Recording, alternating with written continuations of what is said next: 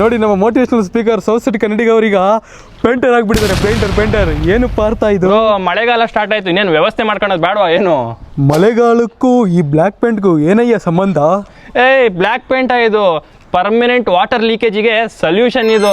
ಓಹೋ, ಒಂದು ಸ್ವಲ್ಪನೂ ವಾಟರ್ ಲೀಕೇಜ್ ಆಗಬಾರ್ದಂದ್ರೆ ಹೆಂಗ್ ಹಚ್ಚೋದು ಅನ್ಕೊಂಡು ತೋರಿಸ್ಕೊಡ್ತೀನಿ. ವಿಡಿಯೋನ ಕೊನೆವರೆಗೆ ನೋಡಿ. ಮೊದಲನೇದಾಗಿ ಯಾವ ಗೋಡೆ ಮೇಲೆ ಬಿರುಕು ಬಿದ್ದಿದೆಯೋ ಇಲ್ಲ ಎಲ್ಲಿ ವಾಟರ್ ಲೀಕೇಜ್ ಆಗ್ತಿದೆಯೋ ಅದನ್ನು ಫಸ್ಟ್ ಕ್ಲೀನ್ ಮಾಡಿಕೊಂಡು ಅದ್ರ ನಂತರ ಎಲಿಫೆಂಟ್ ಶೀಲ್ಡನ್ನ ನಾರ್ಮಲ್ ಪೇಂಟ್ನ ನಾವು ಹೆಂಗೆ ಹೊಡಿತೀವೋ ಅದೇ ಥರ ಬ್ರಷಲ್ಲಿ ಎಳ್ಕೊಂಡು ಹೋದ್ರೆ ಆಯಿತು. ಮೊದಲನೇ ಕೋಟಿಂಗು ಕ್ಲೀನಾಗಿ ಹಚ್ಕೊಂಡಿದ ನಂತರ ಅದಕ್ಕೂ ಒಂದು ಸ್ವಲ್ಪ ಒಣಗಕ್ಕಂತ ಟೈಮ್ ಕೊಟ್ಟು ನಾವು ಸುಧಾರಿಸ್ಕೊಂಡು ಅವರೇ ಕೊಟ್ಟಿರೋದಂಥ ಹೈ ಕ್ವಾಲಿಟಿ ಫ್ಯಾಬ್ರಿಕ್ ಪೇಪರ್ನ ಅದ್ರ ಮೇಲಿಟ್ಟು ಎರಡನೇ ಕೋಟಿಂಗ್ನ ನಾವು ಹಚ್ಚಿದ್ರೆ double layer water proof protection ಅಂತ ಆಗುತ್ತೆ. ಕ್ರ್ಯಾಕ್ ಫಿಲ್ಲಿಂಗ್ ಪ್ರೊಟೆಕ್ಷನ್ ಇದ್ರಲ್ಲಿ ಹೊಂದಿರುತ್ತೆ.